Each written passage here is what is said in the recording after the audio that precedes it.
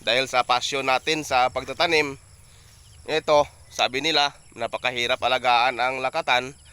Pero walang mahirap na trabaho mga ka-farmers kung gusto natin, kung passion natin.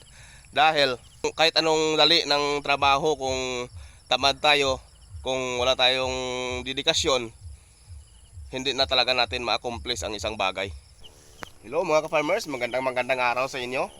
Nandito tayo ngayon mga ka-farmers sa taniman ng ating saging na lakatan. So ito na ang saging natin. Parang kailan lang mga ka-farmers ay malalaki na sila. 3 buwan na ang edad ng saging natin dito. So yan, kung pansin po ninyo mga farmers, ang mga naunang tanim natin na lakatan ay napakaganda na ng tindig nila. Yan.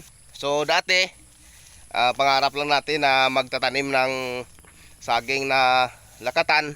Kapag may nakita akong malawak na taniman ng lakatan at iba pa mga tanim tulad ng talong, ay nasasabi ko sa sarili ko na sana magkakaroon din tayo nito. So ito na, dahil sa perseverance natin, dahil sa kagustuhan talaga natin na makapagtanim, unti-unti na natin na nakakamit ang ating mga pangarap. Dahil sa passion natin sa pagtatanim, ito, sabi nila, napakahirap alagaan ang lakatan. Pero walang mahirap na trabaho mga ka-farmers kung gusto natin, kung passion natin. Dahil kahit anong dali ng trabaho, kung tamad tayo, kung wala tayong dedikasyon, hindi na talaga natin ma-accomplish ang isang bagay.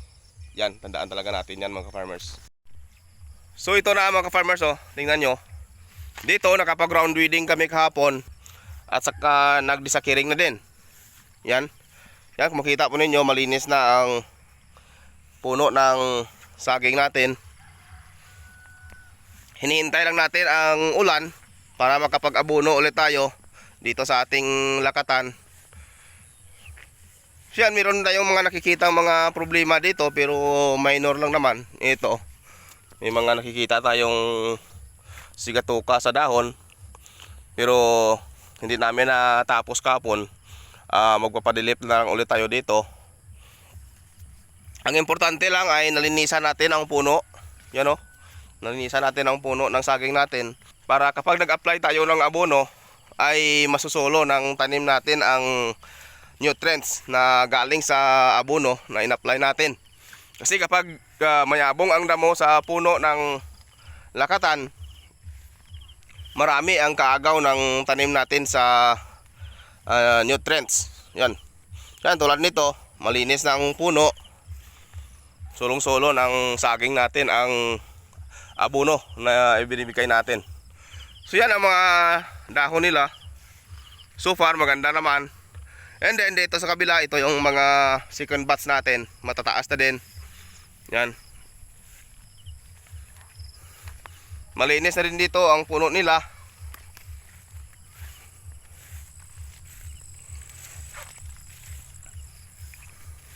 Yan. Ito yung mga second batch natin na tanim mga ka-farmers.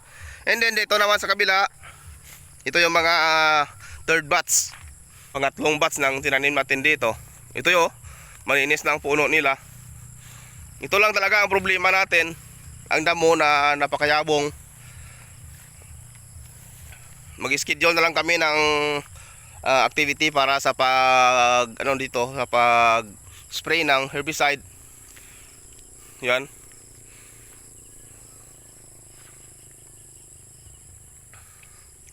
So yan, so far masaya tayo dahil kahit paano ay nalagaan natin ang mga tanim natin dito.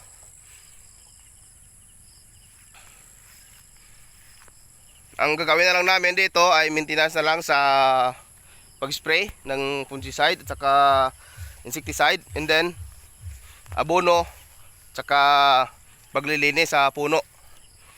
Yan, kasi yung mga kanal dito ay tapos na din nating gawin.